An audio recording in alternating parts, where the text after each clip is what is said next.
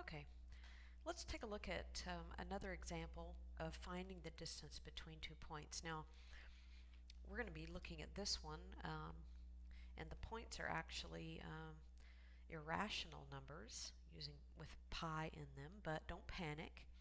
It's going to be fine. We're going to go ahead and do this without a visual. We're going to just use the distance formula. So let's get this written down first. We have x2 minus x1 all squared. If you didn't watch the previous video, you might want to do that. y2 minus y1. It explains how we even get the distance formula, and it might make more sense to you. All right, now I'm going to go ahead and label my points, and this was going to be x1, y1, and this will be x2, y2. All right, let's go ahead and plug in our values. All right, x2 pi over 2 minus x1 pi over 4. That's all going to be squared. And then we need y2, which is 1, minus 0. That's all going to be squared. Okay, so plugging in wasn't that bad. Now, again, it says find the exact distance. So when we get toward the end here, we're not going to be able to take pi and turn it into 3.14. That's an approximation. We're not going to be able to estimate the answer. We're going to have to give them the exact distance. So we have to remember that. So pi over 2 minus pi over 4. Well,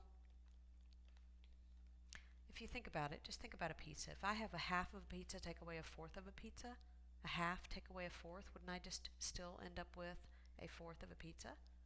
Now, if that's difficult for you to think about, then just multiply this by 2 and that by 2 to get a common denominator. So that's really what we're doing in our head without doing it on the paper. So if you need to do that on the paper, that's fine. And so, again, there it is.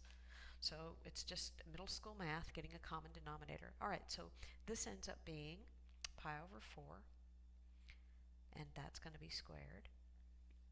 And this ends up being a 1 squared. Now let's continue this. Now when I square pi, remember, I cannot put in 3.14. That is an approximation, so I'm just going to call that pi squared. What about the 4 squared? Well, that's 16. Whenever you square a fraction, don't panic. Just square the top and square the bottom. So this is really just us saying, hey, what are those two individual things squared? What's pi squared and what is 4 squared? So no big deal. All right, so there's that 1. Now, I want to continue to simplify this, so I really do want to add these two things together. Well, one's a fraction and one's not. So we know, again, from our middle school math, that means that if it's something like an irrational number, then we're going to definitely want to go ahead and get that whole number into a fraction so that we can get a common denominator. In this particular case, we're going to want to do that. So I'm going to rewrite the 1 as a fraction, but I'm not going to make it 1 over 1. Do you agree that 16 over 16 would still be the same as 1 whole? Okay, so think about that. Convince yourself that that is the same as 1. All right, if that's true, and it is, if that's true, then I can go ahead and add my two fractions. So I'm going to have pi over 2, pi squared, plus 16 over 16, right? We get a common denominator, we're ready to add them, and we put them over that common denominator.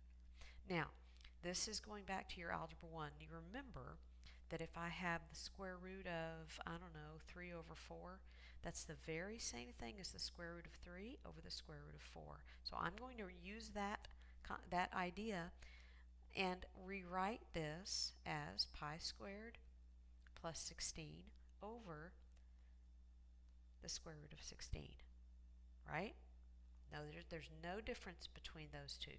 No difference. Now, what does that allow me to do? Well, that allows me to individually assess the numerator and denominator. Well, what is the square root of 16? That's easy, 4. What's the square root of that top thing? heavens to Betsy, I have no idea. I have no idea. So we're going to leave the top, and there's nothing else that we can do about that. These are both, this is a perfect square plus a perfect square, but the square root of something, a perfect square plus a perfect square, is not the square root of the individual perfect squares added together. So I can't take the square root of those that pi squared and the 16 squared. I can't. If there was a multiplication between them, I could, but because there's a plus, I cannot. So that's my answer.